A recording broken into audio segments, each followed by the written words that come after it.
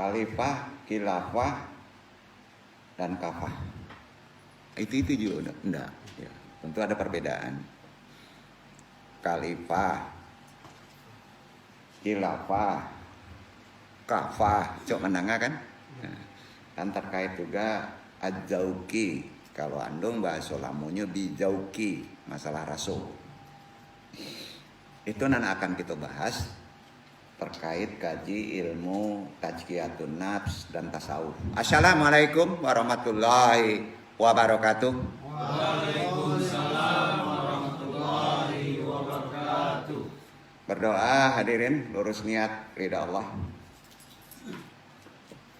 Bismillahirrahmanirrahim. Asyhadu alla ilaha illallah wa asyhadu anna Muhammadur Rasulullah. Allahumma sholli ala sayyidina Muhammadin nabi ummi wa ala alihi wa sahbihi wa salim. Astaghfirullahal ghafurur rahim. Astaghfirullahal ghafurur rahim. Astaghfirullahal ghafurur rahim. Ilahi anta maksudi warid doka matlubi atini mahabataka wa ma'rifataka. Zikir jahat la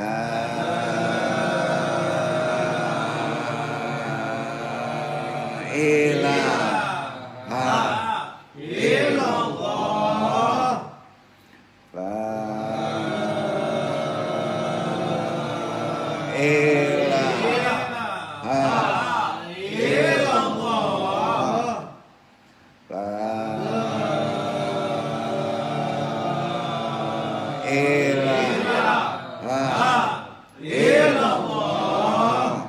la ilaha illallah Muhammadur Rasulullah ila hadiniya asolihi wa ila hadrati Nabil Mustafa Muhammad sallallahu alaihi wasallam bil barokah wal karomah Syekh Abdul Qadir Waliullah bi syafaat Nabi Muhammad biiznillah waridullahi.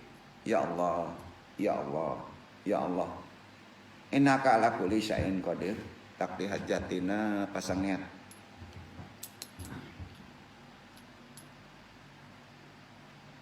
Wabil khusus ila rohi juriyatihi wa khususan arwahi muslimin wal muslimat. Al-Fatihah. A'udzubillahi minasyaitonir rajim. Bismillahirrahmanirrahim.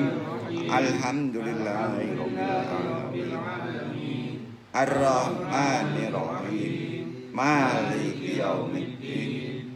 Iyyaka na'budu wa iyyaka nasta'in. Ihdinas siratal mustaqim. Siratal ladzina an'amta 'alaihim ghairil maghdubi 'alaihim waladdallin. Allahumma ayyina 'alal Islam wa amitna 'ala sunnah. Allahumma anta rabbi la ilaha illa anta khalaqtani wa ana abduka wa ala ahdika wa wadika masatatu a'udzubika min syarri masanatu abu laka bi ni'matika alayya wa abu dzambi faghfirli fa innahu la yaghfiru dzunuba illa anta. Allahumma ya qadiyal hajat. Allahumma ya kafiyal muhimat. Allahumma ya dafiyal baliyat. Allahumma ya rafi'ud darajat. Allahumma ya syafi'al amrad. Allahumma ya mujibad da'wat. Allahumma ya arhamar rahimin. Allahumma inna nas'aluka selamatan fidin wa afiatan fil jasadi wa jadatan fil ilmi wa barakatan fil rizqi wa taubatan qablal maut wa rahmatan indal maut. Allahumma hawwin alaina bisarakatil maut wa najatan minan nari wal afan dal hisab. La haula wala quwata illa billahil aliyil azim. Alhamdulillahirabbil alamin.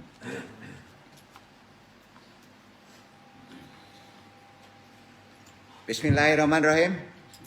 Innal hamdalillah nahmaduhu wa nasta'inuhu wa nastaghfiruhu wa na'udzubillahi min syururi anfusina wa min sayyiati a'malina. Man yahdihillahu fala mudhillalah wa man yudhlil fala hadiyalah. Wa asyhadu an la ilaha illallah wahdahu la syarikalah wa asyhadu anna Muhammadan abduhu wa rasuluhu nabi ibadah.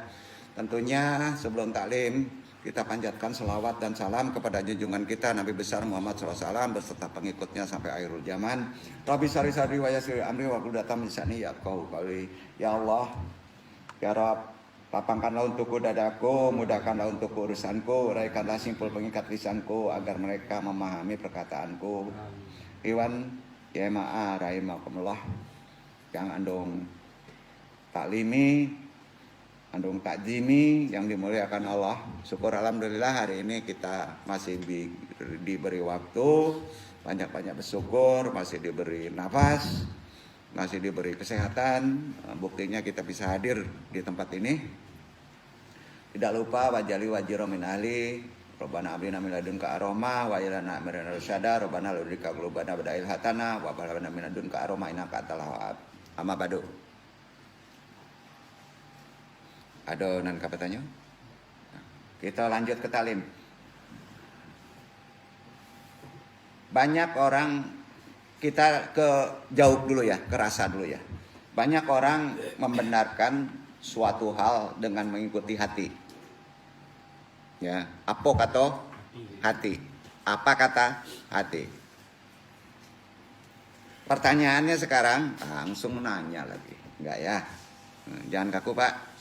Pertanyaan sekarang, apakah hati itu selalu benar? Nah, itu pertanyaan. Tambah lagi, bagaimana sih bisa merasakan hati itu agar sering benar? Nah, itu yang paling penting kan.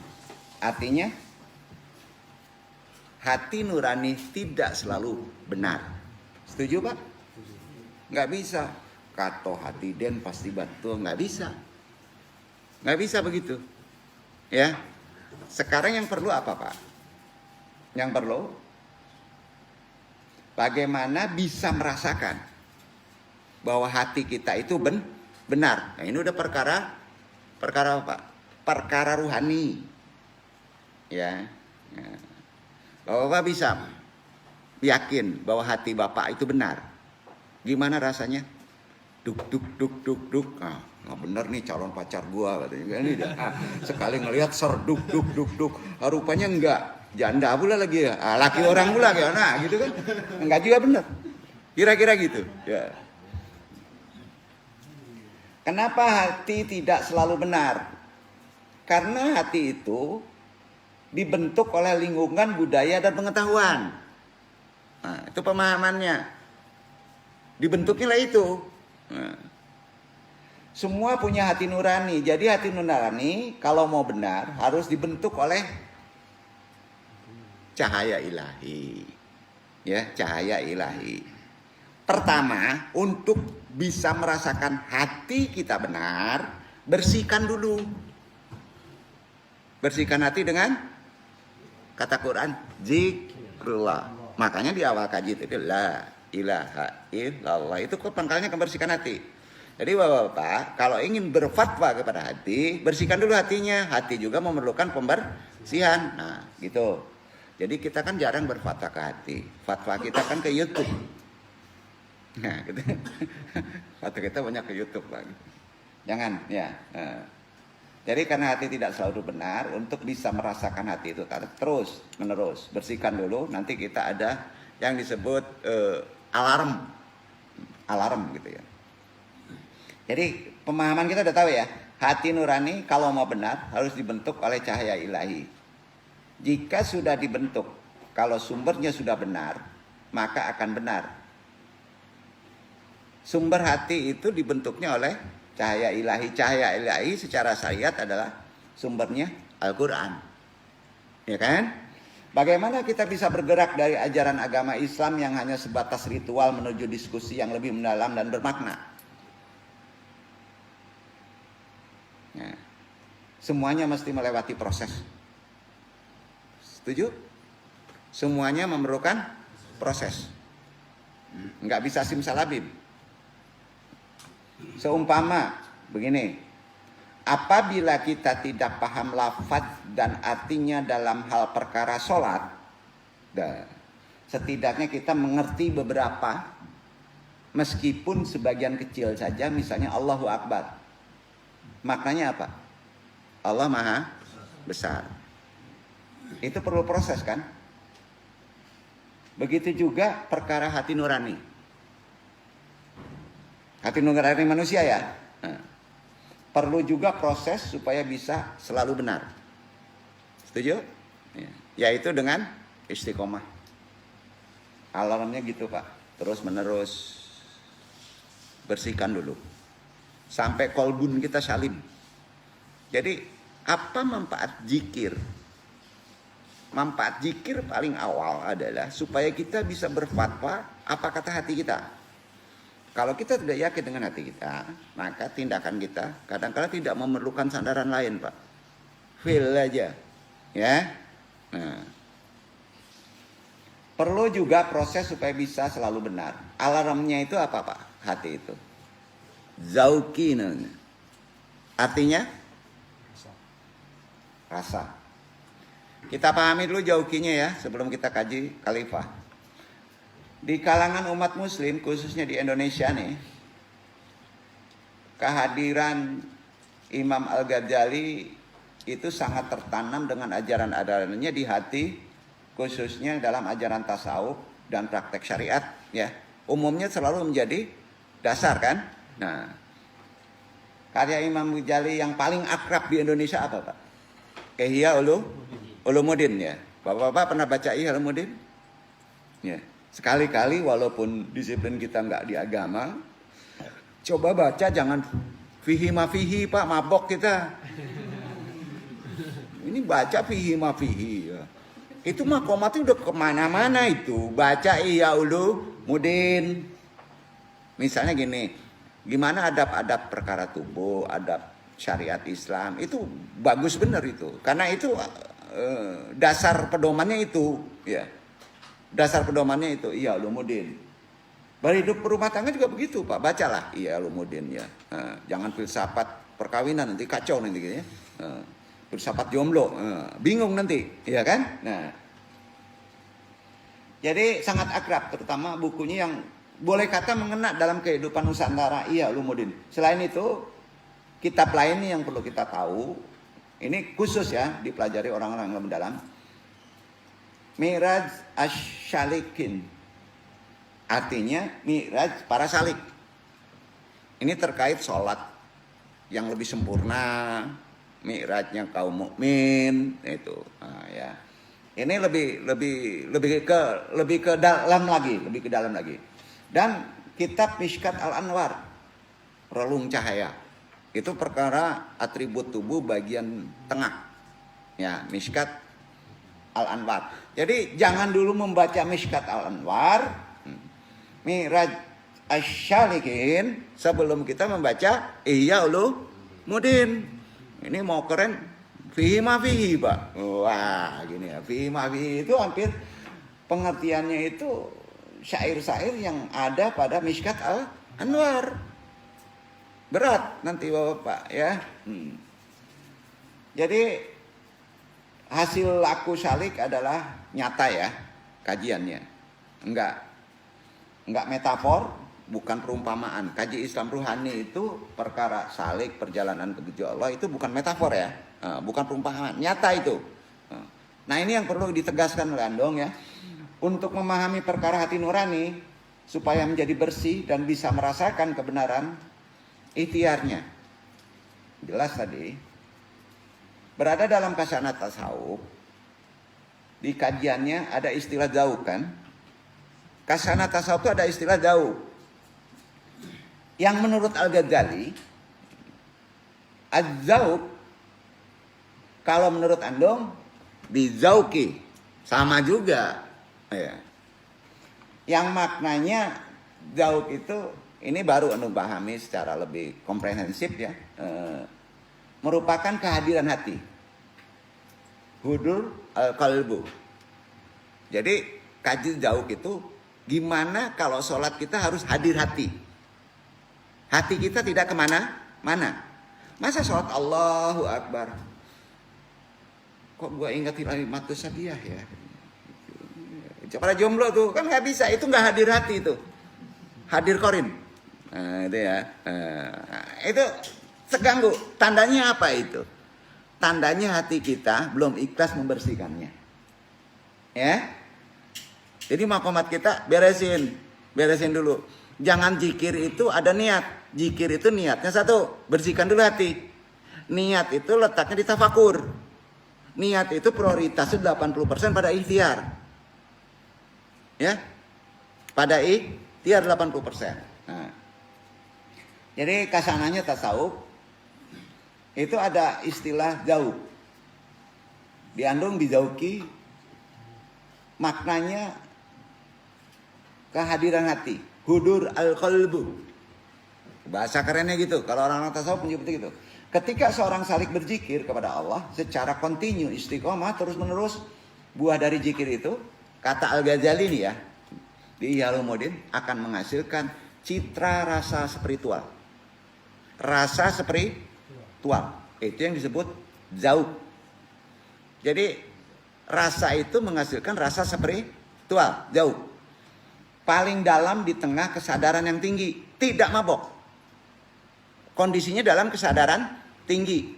Ya, bawa mobil nggak apa-apa Pak. Kalau citra ilahi zauq itu ada, ya tetap aja fokus. Karenanya zauq dalam riyadah tarekat, praktek tarekat merupakan makomat. Makomat itu tahapan, stasiun atau hal atau al-ahwal, yaitu tempat kondisi spiritual duduk. Ya, itu makomat. Pertama, dalam pengalaman mengungkapkan diri dalam proses ini, pertama-tama makomatnya ada Allah tajalli. Aduh, turunin dong, berat nih. Allah tajalli, gitu dulu bahasanya. Nah, karena ini sering andong kasih dulu wawasan pemahaman dalam konteks tasawuf, ya. Karena jauh juga bisa dipahami sebagai kondisi ruhani, pengalaman spiritual seorang pejalan yang menuju Allah, terutama pejalan menuju Allah. Ada dua. Kapan kita berjalan menuju Allah? Jawab. Waktu kita sujud. No, waktu kita sujud. Jadi ritual yang lain sebelum sujud itu masih dunia. Sujud itu perjalanan jiwa menuju Allah. Itu disebut mirajul mu'minin. Itu dekatnya hudur al-qalbu. Makanya hati-hati di sujud, ya. Sujud tumaninah dulu, Pak. Kita merasa dekat dengan Allah. Kalau sudah dekat, dibolehkan kita memohon. Dibolehkan memohon, jangan langsung farewell mohon. Ya Allah kasih kaya, ya Allah kasih saya istri, ya Allah kasih soleha, kaya, patona, langka itu barangnya. Enggak. Ini jangan di situ. Kadang-kadang masuk itu. Jadi apa dulu Pak? Dekatkan dulu kepada Allah dengan tumaninah. Makanya untuk mendekatkan kepada Allah tumaninah, ritualnya apa kalau sujud? Puja-puji meninggikan Allah kan. Meninggikan Allah kan. Ruhani kita ditinggikan itu. Pengertian gitu. Karena Allah hudur. Ya. Hadir, hudur, bisa disebut tajalli. Itulah kondisi ruhani pengalaman spiritual seorang salik dalam kecintaan yang sulit diungkapkan dengan kata-kata. Kalau udah sampai puncaknya, pas di sujud itu nikmatnya luar biasa Pak. Kecuali orang-orang yang benar mencintai kehidupan akhirat dan menjaga perilaku setiap harinya untuk merasakan jauh tadi. Ya. Soal jauh kini yang perdalam sedikit lagi. Kini sudah menjadi kajian dari berbagai kalangan. Mulai ada nih. Ya. Tapi jadi aneh. Ya. Karena kaji jauh ini perlu penuntun loh Pak. Koridornya kesananya tasawuf. Dan orangnya harus bertorekot. Ya. Buktinya kan fihi ma fihi dibahas. Ya kan? Jadi Pak, ya langsung aja kajinya itu salikin gitu ya kan. Udah rame di Gramedia gitu. Enggak, kaji itu enggak boleh dibaca, nanti dapat wawasan akhirnya nanti dicarinya ke Kiai Google kan. Nah, kalau sudah diembah Google, Pak, itu aneh kajinya nanti. Ide semua orang masuk. Bukan enggak boleh. Jadi kalau kita mengkaji keilmuan dari medsos, yang paling penting satu, furqonnya gini, hanya mengambil dan memperbandingkan, itu aja, jangan jadi keputusan, ya, jangan apalagi jadikan fatwa, walaupun itu ulamanya keren, Ya, perhatikan itu. Nah ini kita kuatkan aja ketajaman hati kita. Ya. Jadi jauk sudah menjadi kajian berbagai kalangan. Karenanya ada 2 jenis jauk yang bisa dipahami. Mana yang kita mesti kaji kalau jauk sekarang? 1, jauk nih ya. Ini nggak ada di Ihya Ulumuddin. Ya sudah naik. Masalahnya sudah naik ke Syalikin. Ya. Nah. Jadi ada 2. Pertama, jauk batiniyah. Bijauki ruhaniun. Kalau diandung itu. Ya. Yaitu semua rasa yang dialami oleh hati, semua rasa yang dialami hati. Kalau bapak-bapak merasa yang ditunjuk mana Pak? Kepala atau hati? Di padih bana. Gitu kan? Hati. Tapi deh padih bana kapalo paci bingung kan dong. Nah, itu letaknya rasa dijauki di hati. Ya, hati kata gitu. Zauk batiniah, zauk rohani, kalau lokusnya boleh dikata di tengah dada, ya gitu ya. Yaitu semua rasa yang dialami oleh hati atau batin seperti rasa tentram, merasa nikmat dalam berzikir, sholat dan sebagainya, itu zauk rohani. Yang kedua, zauk jasmani atau zauk dohiriyah. Ya, yang kedua, yaitu semua rasa yang diterima oleh panca indera. Sama Pak? Kalau rasa di ruhani, keterimanya di mana Pak? Wilayah dada. Kalau jauh rasa dahiriyah, keterimanya di mana? Panca indera. Di mana keterimanya Pak? Di panca indera. Mato, bau, ya, wangi, rasa sakit, pedas, asin, pahit, asam, lain-lain. Nano-nano. Nah, itu kan, ya, di panca indera. Jadi kalau rasa dohiriyah letaknya di panca indera. Rasa batiniyah letaknya di dada kita, hati. Itu bedanya. Bapak-bapak sering merasakan di indrawi atau sering merasakan di hati nurani. Persentasenya banyak kemana? Yang satu peka sekali pada wanita. Ya. Yang satu peka sekali pada laki-laki. Nah, zaman sekarang banyak yang terbalik. Nah, tuh, itu gunanya kita pahami rasa. Kalau terbalik gimana? Balikin saja, kata lagu slang. Gitu. Iya. Nah, karena ada ritual. jadi kaku gini, enggak kaku Bu, ya. Pak, ya. Jadi zauk dohiriyah itu letaknya di panca indera. Dari zauk perjalanan seorang sufi akan diarahkan pada hakikat dari keesaan Allah. Dari jauh. Jauh yang mana? Nah bapak-bapak kalau ngaji ilmu ruhani kok jauhnya jauh indrawi? Salah. Nggak ke situ. Nanti nggak akan dapat apa-apa Pak. Susah banget ngajinya gimana sih dong prakteknya gitu. Nah, ya kan ya. Ini. Jauh perjalanan seorang sufi akan diarahkan pasti hakikatnya kepada keesaan Allah yang sering disebut juga sebagai syarab. Syarab. Minuman dari hidangan rohani ilahi. Syarab. Ya. Sehingga dahaga akan spiritual yang dirasakan menjadi hilang dan terpuaskan. Makanya syarab. Nah, nanti perdalam ini dengan makomat tertentu pada hikmatul hu ya. Enggak sekarang ya. Syarab ini. Jadi ini bukan kajinya ini karena nyambung ngajinya ya. Nilai tertinggi dalam ajaran Islam secara berurutan adalah, tolong dibahas satu-satu karena kita udah pada jadi ulama kan. Nilai tertinggi ajaran Islam kalau berurutan, 1 iman, 2 akhlak, baru kemudian ilmu. Ya. Baru kemudian ilmu dan amal. Ilmu itu harus digabung dengan amal. Jadi inti ajaran Islam, ya, nilai tertingginya harus berurutan. Pertama dari iman dulu, kemudian akhlak, kemudian ilmu dan amal dijadikan satu. Tapi ada tapinya. Di antara akhlak dan ilmu ada yang dinamakan zauk. Jadi letak zauk di mana? Di antara akhlak dan ilmu. Jadi orang kalau sudah berakhlak langsung mencari ilmu, langsung mengamalkan, sering juga melenceng. Kalau kita belum mendalami jauh, sayangnya jauh itu memerlukan pembimbing. Tuh ya, ini kuncinya. Ya, udah paham ya? Nah. Sulit didefinisikan, namun inilah diantara sifat yang dimiliki golongan arifin yang bisa mencapai maqam ma'rifatullah. Karena dia mendalami jauh sebelum mendapatkan ilmu ma'rifatullah. Baru dia bisa mengamalkan.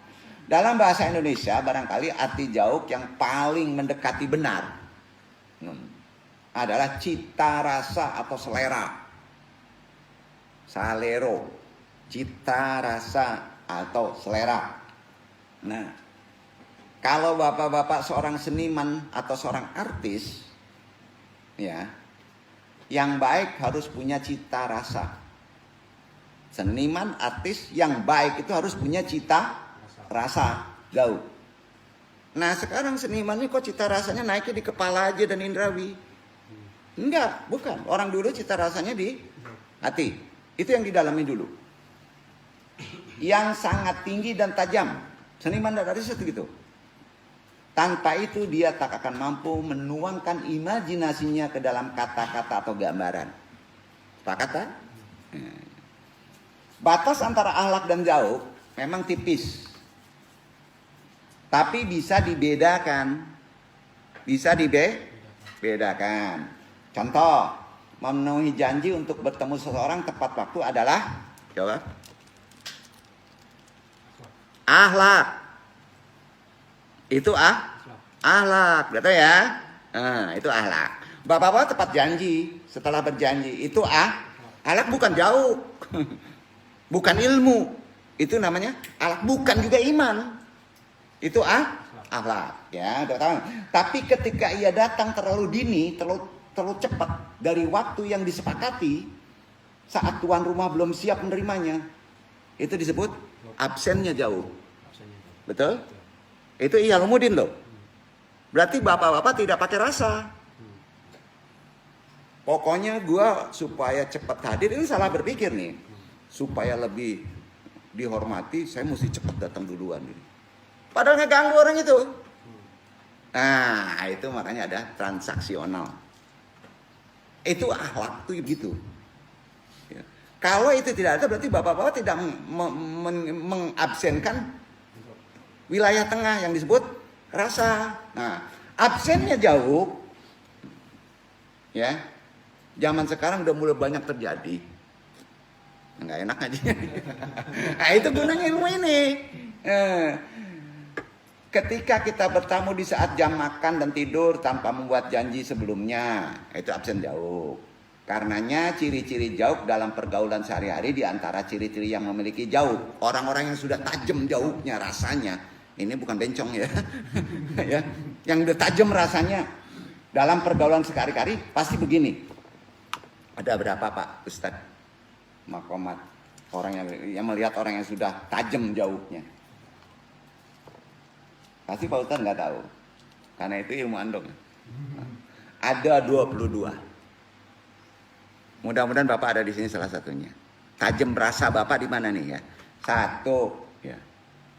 Tanda-tanda orang yang rasanya jauh. Mungkin tinggi dari banyaknya 22 ini, mungkin tinggi, misal lebih dari separuh Bapak udah tajam rasanya. Ya. Pertama, peka terhadap segala sesuatu yang ada di sekelilingnya. Bukan nggak dengar, peka. Ya, apa kira-kira peka, Pak? Empatinya tinggi, ya. Kedua, menaruh segala sesuatu di tempatnya yang pas. Berarti itu termasuk rasa kita bagus. Menaruh segala sesuatu di tempatnya yang pas. Ya. Ketiga, bersih dan berselera bagus, bukan mahal. Sampai Pak? Kalau Bapak berselera bagus itu mahal, itu sebetulnya gimana ya? Nah, udah paham ya? Nah, sehingga tidak mengganggu kenyamanan pandangan, pendengaran atau penciuman orang lain. Setuju? Itu ya. 4. Bisa mengukur diri dan tidak sok paling tahu. 5. Menghormati kerahasiaan dan kesendirian, privasi orang lain. 6. Ketika bertamu, tahu saat datang dan tahu waktu pulang. Itu rasanya dalam. Nah. 7. Ketika berbicara, tahu saat mulai dan tahu saat berhenti. Nah ini udah ruhani Pak. Adab akhlak ruhani gitu. Ya, itu ilmu jauh. 8. Ketika berbeda pendapat atau mengkritik, tidak menyasar kepada pribadi lawan, tetapi kepada substansi pembicaraan. Gak paham ya? 9. Ketika memberi, tidak merasa bangga. Ada nagi tadi jamrut, bangga Den. Ada yang sudah nagi jamrut. Enggak, rasanya mandek tuh. Bukan orang yang punya rasa itu. Ya. Ketika memberi tidak merasa bangga. Ya. 10. Ketika menerima pemberian tidak melihat nilainya. Yang bagi penerima. Ya. 11. Ketika makan bersama tidak berlebihan dan menyisakan bagian orang lain. Pahami. Agak-agak Pak, kalau laci lay alun ada makannya sikat ya tanggung, beko di makan rangi. Rasanya mandek lu. Itu bisa dinilai di sini. Jadi inilah ilmu. Aduh, kok diam nih? Lanjutkan. Baru 11 ya. Lanjutkan ya. Nggak apa-apa ya. Nah, nggak apa-apa. Kalau perkara rasa ini agak susah juga Pak ya. Karena harus dijelaskan ya.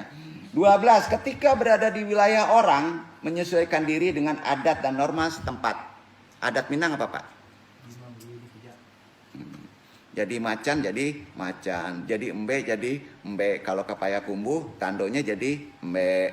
Kalau kapi aman tandonya jangan disabui. Nah gitu kira-kira Pak ya. Paham ya? Nah. Ketika beribadah ke-13, merendahkan diri di hadapannya dan tidak pamer dan ujub. Itu udah tajam perasaannya. Ya.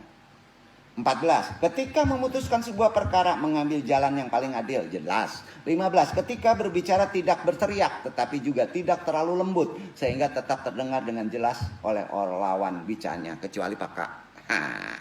Gitu kan? Ya kan gitu ya.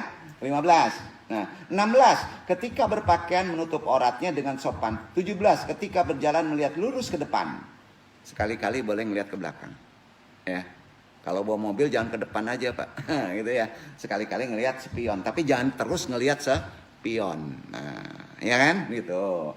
18. Tertawa dan bercanda pada tempat dan waktu yang tepat. 19. Mampu membedakan yang indah dari yang buruk dan sebaliknya. 20. Tidak bicara rahasia dengan berbisik di hadapan orang lain. 21. Tidak memotong pembicaraan seseorang yang sedang menjelaskan sesuatu kepada kita. Alun salasanya tonjok dulu Pak. Alah panjang dong. Itu jauhnya dablek.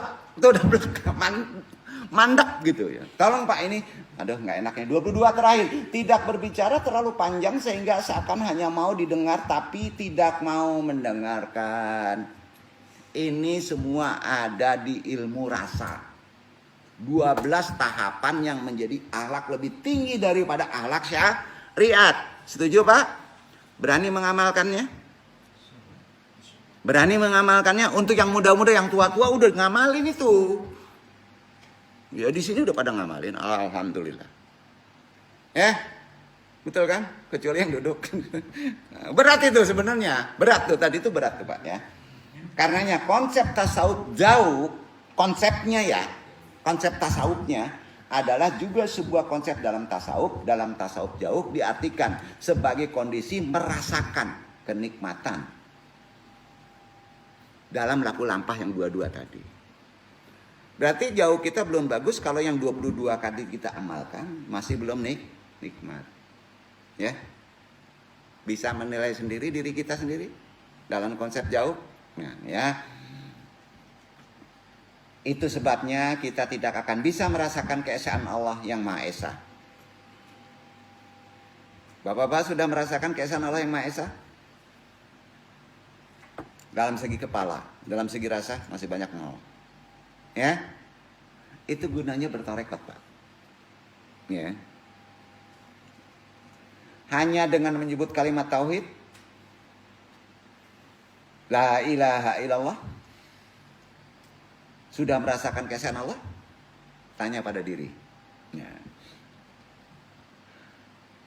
Tapi harus mengalaminya melalui proses jauh. Tuh ya, jauh sendiri banyak amalannya. Bukan teori kan? Banyak amalannya. Buktinya 22 amalan tadi. Belum pembersihan hati. Jadi jelas. Jadi konsep tasawuf itu prakteknya apa? Ah gitu Pak. Seperti juga kita tidak bisa merasakan manisnya gula. Bapak-bapak bisa merasakan manisnya gula. Hanya menyebut kata gula. Bisa nggak? Sebut gula manis. Enggak Pak. Jadi bertasawuf itu harus perlu amal. Tuh. Ya, dah. Masa tasawuf diteorin aja? Ya. Enggak enak aja ya. Enak ya? Alhamdulillah. Kita lanjut dulu. Karenanya jauh dalam arti yang lebih dalam. Lebih dalam dulu. Kita kuak terus. Ilmu jauh tahu Pak. Ya. 4 kali Al-Quran tebel. Berat itu. Makomatnya tinggi Pak. Jadi jauh dalam arti yang lebih dalam itu adalah atribut yang menuntut kita ke jalan ma'rifatullah. Atributnya itu. Kalau bapak-bapak ingin ma'rifatullah, dalamnya jauh. Jangan mafi ya. Itu pikiran yang digoyang nanti.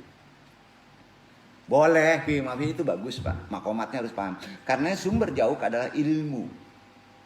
Sumber rasa itu ilmu, akhlak, hati nurani yang sudah dibersihkan sebersih-bersihnya dari istiqomah zikir, tajam dan pekanya jauh, seseorang akan membawa menjadi arif billah, mampu menembus berlapis hijab kehidupan antara makhluk dan khaliknya.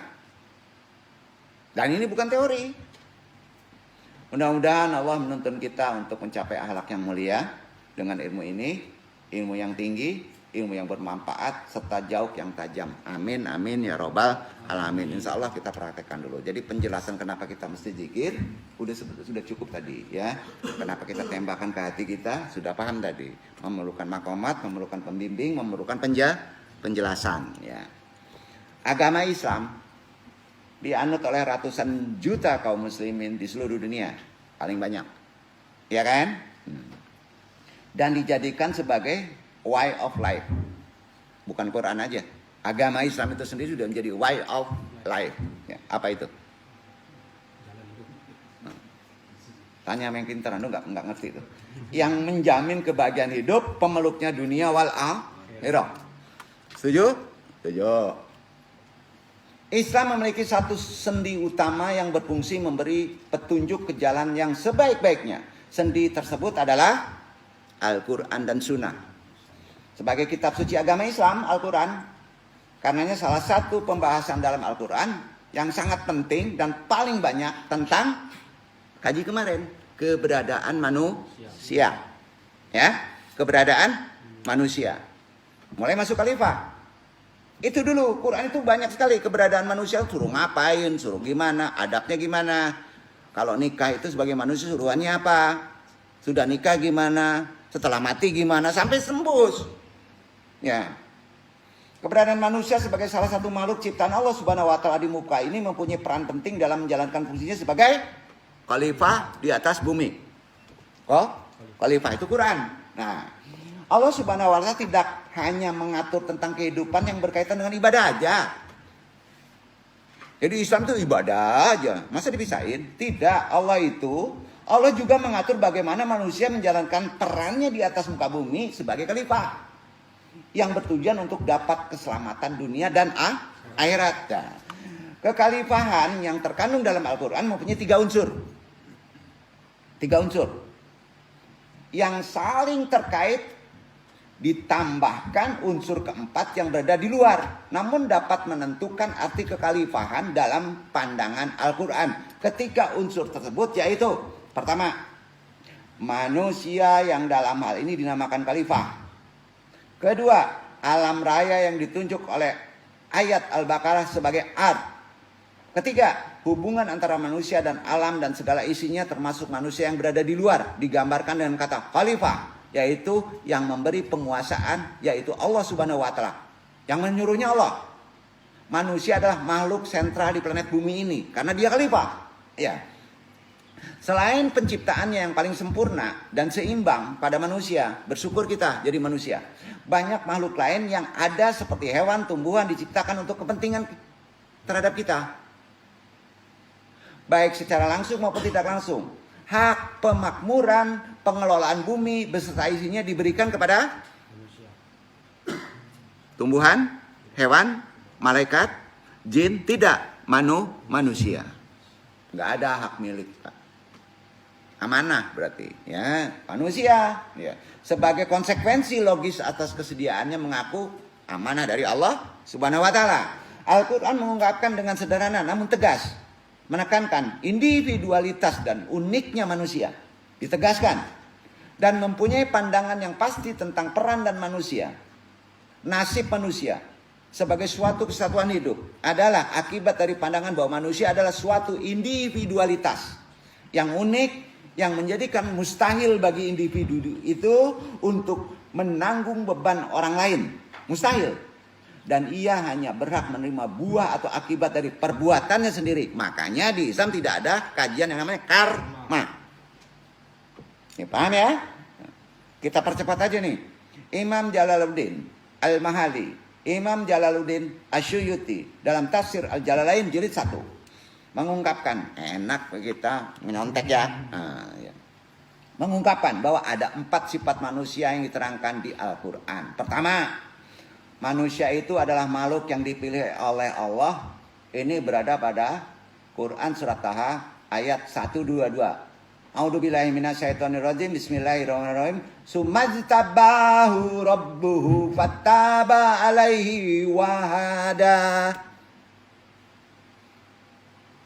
Kemudian Robnya memilih dia, maka dia menerima taubatnya dan memberikan petunjuk.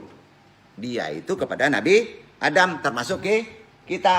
Nah, itu kemarin. Kedua, manusia dengan segala kelalaiannya diharapkan supaya menjadi wakil Tuhan di bumi sebagai khalifah. Wakil Tuhan. Hal ini tercantum dalam Al-Baqarah ayat 30. Bapak-bapak ini wakil Tuhan, wali Allah.